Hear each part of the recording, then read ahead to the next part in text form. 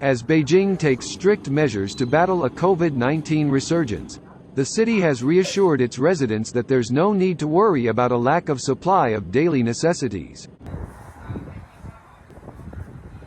北京民生保障物资货源充足，外卖快递配送不停，请市民理性购物，不需要紧张。Supermarkets and grocery stores are open just as usual in Beijing, with sufficient supplies stocked. 昨天晚上，然后公司呢加派的，然后这个晚间的一个补货，同时呢今天全天呢，然后补货量是平时的3到5倍，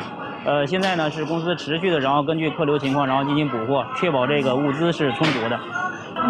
顾客这边呢，然后从昨天开始到今天的话，整体的话，然后这个人员相对来说是比平时要偏高一些，但是呢没有抢购现象。整体的这个买的东西比较多的就是这个鸡蛋、蔬菜，还有这个肉类会较多一些。配送这边是正常进行的，